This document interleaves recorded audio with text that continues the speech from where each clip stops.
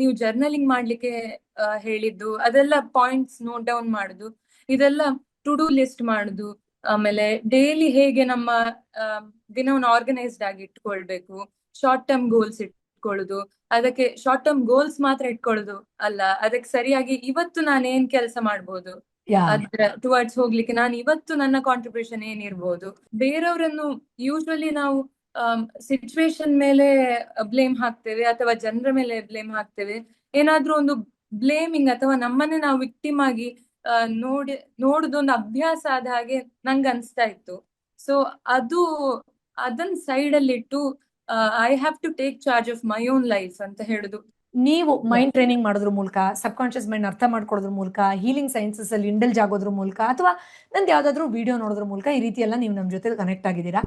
ಏನ್ ಅನ್ಸುತ್ತೆ ನಿಮ್ಮ ಜೀವನವನ್ನು ನಿರೂಪಿಸ್ಕೊಳ್ಳೋ ಶಕ್ತಿ ಬಗ್ಗೆ, ಅಂತರ್ಮನಸ್ಸಿನ ಶಕ್ತಿ ಬಗ್ಗೆ, ಮೈಂಡ್ ಟ್ರೈನಿಂಗ್ ಬಗ್ಗೆ? ಬಿಕಾಸ್ ಕೆಲವು ಸಬ್ಜೆಕ್ಟ್ಸ್ ಅನ್ನ ನಾವು ತಿಳ್ಕೊಳ್ಳೇಬೇಕು. ಈಗ ಹೇಗೆ ಮ್ಯಾಥ್ ಕಲ್ತ್ಕೊಳ್ಳೋಕೆ ಮ್ಯಾಥ್ಸ್ ಎಕ್ಸಾಮ್ ಕಟ್ಟಲೇಬೇಕು, ಸಂಸ್ಕೃತ ಕಲ್ತ್ಕೊಳ್ಳೋಕೆ ಸಂಸ್ಕೃತ ಬೇಸಿಕ್ ಗ್ರಾಮರ್ ಕಲ್ತ್ಕೊಳ್ಳೇಬೇಕು. ಆ ಥರ ಕೆಲವು ಸೈನ್ಸಸ್ ಇದೆ. ಅದು ಸಬ್ ಕಾನ್ಶಿಯಸ್ ಮೈಂಡ್ ಇರ್ಬೋದು, ಹಿಪ್ನೋಥೆರಪಿ ಇರ್ಬೋದು, ಚಕ್ರ ಇರ್ಬೋದು, ಕುಂಡಲಿನಿ ಇರ್ಬೋದು, ಮ್ಯಾನಿಫೆಸ್ಟೇಷನ್ ಇರ್ಬೋದು, ಟಚ್ ಹೀಲಿಂಗ್ ಇರ್ಬೋದು, ರೇಖಿ ಇರ್ಬೋದು. There are sciences, there are subjects ಅಲ್ವಾ? ನಾವು ಅದನ್ನ ಅರ್ಥ ಮಾಡ್ಕೊಳ್ದೆ ಒಳಗಡೆ ಹೋಗದೆ ಇದು ಬರೀ ಮೈಂಡಾ, ಬರೀ ಥಾಟಾ ಅಂತ ಅನ್ಕೊಳ್ಳೋದು ತಪ್ಪಾಗುತ್ತೆ. ಅಥವಾ ಬರೀ ಇಲ್ಲಿ ಶಯ ಅದೆಲ್ಲ ಬಿಟ್ಬಿಡಿ, ಇರ್ಲಿ ಬಿಡಿ ಅಂತ ನಾನು ಕೌನ್ಸಿಲಿಂಗ್ ಕೊಟ್ಟರು ಅದು ವರ್ಕ್ ಆಗಲ್ಲ. ಅಫ್ಕೋರ್ಸ್ ಆ ಕ್ಷಣಕ್ಕೆ ಅದು ಸಹಾಯ ಆಗಬಹುದು. ಸೊ ಈ ಡೀಪ್ ಲೆವೆಲ್ ಅಲ್ಲಿ ನಾವು ಇಲ್ಲಪ್ಪ ಇದು ನಮ್ ಸೈನ್ಸ್, ಬಯಾಲಜಿ, ಫಿಸಿಕ್ಸ್ ಅಷ್ಟೇ ಇಂಪಾರ್ಟೆಂಟು. ಈಗ ನೀವೆಲ್ಲರೂ ಒಂದು ಹೆಜ್ಜೆ ಮುಂದೆ ಬಂದಿದ್ದೀರಾ, 30 days ನನ್ನ ಮೈಂಡ್ ಟ್ರೈನಿಂಗ್ ನನಗೆ ಇಂಪಾರ್ಟೆಂಟ್ ಅದು, ಅಥವಾ ಆ ಥರ ಬೇರೆ ಯಾವುದೋ ಒಂದು ವಿಷಯ, ಆ ಥರ ನಿರ್ಧಾರ ತಗೊಳೋದ್ರಿಂದ ನಿಮಗೆ ಏನ್ ಅನ್ಸುತ್ತೆ? ನಿಮ್ಮ ಲೈಫಲ್ಲಿ ಏನ್ ಆಗಿದೆ, ಅಥವಾ what is that you would like to share? Please go ahead. Namaste madam. ಫಸ್ಟ್ಗೆ ನಾನು ನಿಮ್ಗೆ ತುಂಬಾ ಥ್ಯಾಂಕ್ಸ್ ಹೇಳಲಿಕ್ಕೆ ಇಚ್ಛೆ ಪಡ್ತಿದ್ದೇನೆ. ಯಾಕಂದ್ರೆ ಸಾಧಾರಣ 2022 ಇಂದ ನಿಮ್ಮ ಕ್ಲಾಸಸ್ ಅಟೆಂಡ್ ಮಾಡಿಕೊಂಡು, ಪ್ಲಸ್ ನಿಮ್ಮಲ್ಲಿ ಕನ್ಸಲ್ಟೇಷನ್ಗೆ ನಾನು ಬಂದ 22 ಇಂದ, ಅಲ್ಲಿಂದ ಇವತ್ತಿನ ತನಕ ಪ್ರತಿದಿನ ನಿಮ್ಮಲ್ಲಿ ಹೊಸ ಹೊಸ ವಿಷಯಗಳನ್ನು ಕಲಿತಾ ಇದ್ದೇನೆ. ಆಮೇಲೆ ನೀವು ನಿಮ್ಮದೇ ಲ್ಯಾಂಗ್ವೇಜ್ ಅಲ್ಲಿ ಹೇಳ್ಬೇಕಂದ್ರೆ ಬಲ್ಬುರಿಯೋದು. ನಿಮ್ಮ ಮಾತುಗಳಲ್ಲಿ ಕೆಲವೆಲ್ಲ ವಿಷಯ ನೀವು ಕ್ಲಾಸಲ್ಲಿ ಸಹ ಹೇಳಿದ್ರಿ. ಏನಂದ್ರೆ ಬೇರೆಯವರೆಲ್ಲ ಹೇಳಿರ್ತಾರೆ, ಬಟ್ ಅದು ನಮಗೆ ನಮ್ಮ ತಲೆ ಒಳಗೆ ಹೋಗುದು ಆ ಟೈಮ್ ಬಂದಾಗ್ಲೆ. ಅದು ಯೂಶ್ವಲಿ ನಿಮ್ಮ ಮಾತಲ್ಲಿ ಅದು ನನಗೆ ತುಂಬಾ ಕನೆಕ್ಟ್ ಆಗ್ತದೆ. ನೀವು ಹೇಳಿರೋದೆಲ್ಲ ಅದು ಎಷ್ಟು ಸತ್ಯ ಅಂತ ಹೇಳಿದ್ರೆ, ಈಗ ಒಂದು ಕ್ಲಾಸ್ ನಿಮ್ಮದು ಅಟೆಂಡ್ ಮಾಡಿದ್ಮೇಲೆ ಆ ದಿನ ನನಗೆ ನೀವು ಹೇಳಿದ್ದೆಲ್ಲ ಹೈಲೈಟ್ ಆಗಿ ಕಾಣ್ತಾ ಇರುವ ಹಾಗೆ ಅನ್ಸ್ತದೆ. So nice. ಸೊ ಇದೆಲ್ಲ ನಂಗೆ ತುಂಬಾ ಖುಷಿ ಆಗ್ತದೆ. ಆಮೇಲೆ ನೀವು ಜರ್ನಲಿಂಗ್ ಮಾಡ್ಲಿಕ್ಕೆ ಹೇಳಿದ್ದು, ಅದೆಲ್ಲ ಪಾಯಿಂಟ್ಸ್ ನೋಟ್ ಡೌನ್ ಮಾಡುದು, ಇದೆಲ್ಲ ಟು ಡೂ ಲಿಸ್ಟ್ ಮಾಡುದು, ಆಮೇಲೆ ಡೈಲಿ ಹೇಗೆ ನಮ್ಮ ದಿನವನ್ನು ಆರ್ಗನೈಸ್ಡ್ ಆಗಿ ಇಟ್ಕೊಳ್ಬೇಕು, ಶಾರ್ಟ್ ಟರ್ಮ್ ಗೋಲ್ಸ್ ಇಟ್ಕೊಳ್ಳುದು, ಅದಕ್ಕೆ ಶಾರ್ಟ್ ಟರ್ಮ್ ಗೋಲ್ಸ್ ಮಾತ್ರ ಇಟ್ಕೊಳ್ಳುದು ಅಲ್ಲ, ಅದಕ್ಕೆ ಸರಿಯಾಗಿ ಇವತ್ತು ನಾನು ಏನ್ ಕೆಲಸ ಮಾಡ್ಬೋದು ಅದ್ರ ಟುವರ್ಡ್ಸ್ ಹೋಗ್ಲಿಕ್ಕೆ ನಾನು ಇವತ್ತು ನನ್ನ ಕಾಂಟ್ರಿಬ್ಯೂಷನ್ ಏನಿರ್ಬೋದು. ಆಮೇಲೆ ಬೇರೆಯವರನ್ನು ಯೂಶುವಲಿ ನಾವು ಸಿಚುವೇಶನ್ ಮೇಲೆ ಬ್ಲೇಮ್ ಹಾಕ್ತೇವೆ ಅಥವಾ ಜನರ ಮೇಲೆ ಬ್ಲೇಮ್ ಹಾಕ್ತೇವೆ.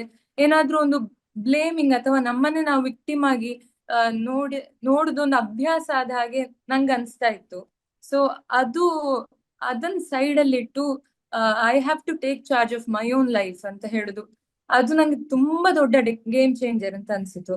ಯಾವಾಗ್ಲೂ ಬೇರೆಯವರಿಂದ ಇದು ಬೇಕು ಅದು ಬೇಕು ಅಂದ್ರೆ ಅವ್ರು ಕೊಡ್ಲಿಲ್ಲ ಅದಕ್ಕೆ ನನಗೆ ಇದು ಸಿಗ್ತಾ ಇಲ್ಲ ಅಂತ ಹೇಳೋ ಆ ಒಂದು ವಿಕ್ಟಿಮ್ ಮೈಂಡ್ ಸೆಟ್ ಇಂದ ನಾನು ಹೇಗೆ ಇದಕ್ಕೆ ಕಾಂಟ್ರಿಬ್ಯೂಟ್ ಮಾಡ್ಬೋದು, ನನ್ನದೇನಿಲ್ಲಿದೆ ಕೆಲ್ಸ, ನಾನು ಯಾವ ರೀತಿ ಇದ್ರಲ್ಲಿ ನನ್ನ ಒಂದು ಬೆಟರ್ ಪರ್ಫಾರ್ಮೆನ್ಸ್ ಹೇಗೆ ಇದೆ, ಈ ಸಿಚುವೇಶನ್ ಅಲ್ಲಿ ನನ್ನ ಕೆಲಸ ಏನುಂಟು, ನನ್ನ ರೋಲ್ ಏನುಂಟು ಅಂತ ಹೇಳ್ಕೊಂಡು ಯೋಚನೆ ಮಾಡೋದ್ರಲ್ಲಿ ನಂಗೆ ತುಂಬಾ ಹೆಲ್ಪ್ ಆಗ್ತಾ ಇದೆ ನಿಮ್ಮ ಪ್ರತಿಯೊಂದು ಮಾತು sir.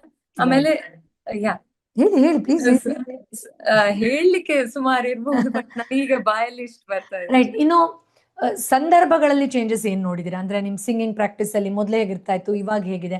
How is it coming out as A situation?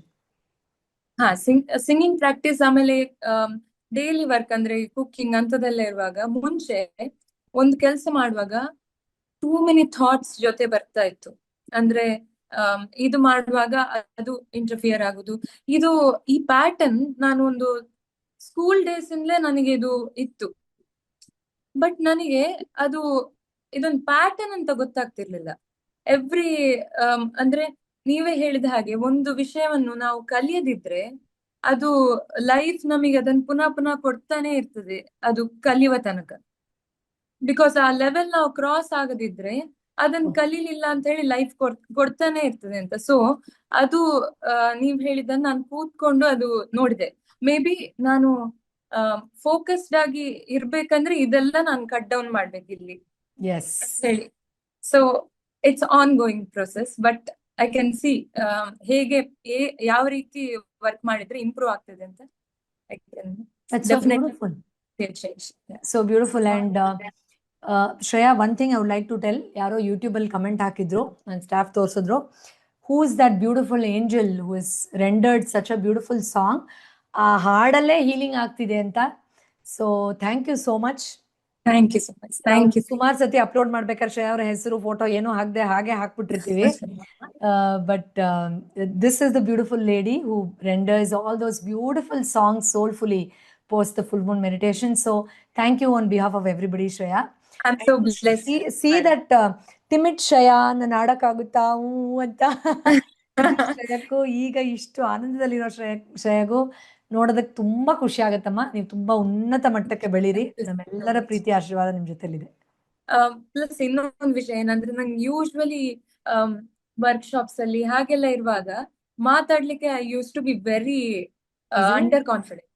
But ನಾವು it's fine, I can like ಈಗ ನಂಗೆ ಭಯ ಇಲ್ಲ, ಹೇಗೆ ಬರುತ್ತೆ ಹಾಗೆ ಮಾತಾಡ್ತೇನೆ. Yes, you are you. Yeah, yes, and that's beautiful. Thank you so much, madam. Thank you so much for your opinion. Thank you. I feel so blessed every day. Same here, Amma. Thank you. Lots of love.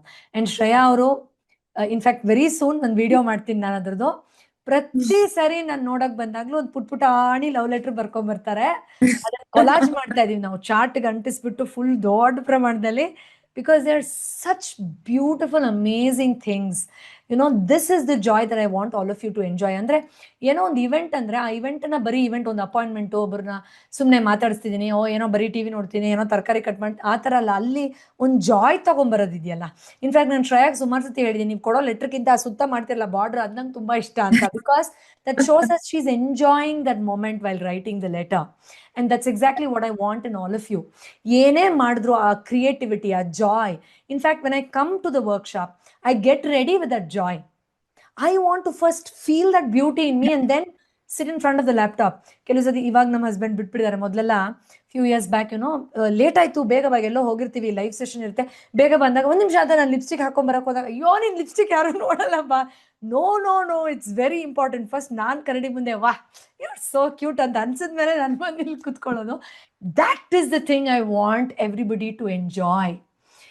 ಅದು ತರಕಾರಿ cut ಮಾಡೋದಿರ್ಬಹುದು, Shreya ಹೇಳ್ದಾಗೆ ಆಗ್ಲೇ ನಾವು gardening ಮಾಡೋದಿರ್ಬಹುದು, ಹೂವು ಕಟ್ಟೋದಿರ್ಬಹುದು, anything, absolutely anything. ಅದು healing ಕೆಮಿಕಲ್ಸ್ನ release ಮಾಡುತ್ತೆ, ಅದು serotonin release ಮಾಡುತ್ತೆ. ಆ ಜಾಯ್ನ ಮೆಡಿಸನ್ನೇ ನಿಮ್ಮ ಡಿಪ್ರೆಷನ್ನ ಕಮ್ಮಿ ಮಾಡುತ್ತೆ, ನಿಮ್ಮ ಅಯ್ಯಯ್ಯೋ ಏನೋ ಆಗ್ತಾ ಇದೆ ಅನ್ನೋ ಆಂಗ್ಸೈಟಿನ ಕಮ್ಮಿ ಮಾಡುತ್ತೆ. ಅದನ್ನ ನೀವು ಆ element of joy doing everything ಇದೆಯಲ್ಲ, ಅದನ್ನ ಮಿಸ್ ಮಾಡ್ಕೊಳ್ಬೇಡಿ. That's very important. So thank you Shreya, and lots of love to you. Thank you.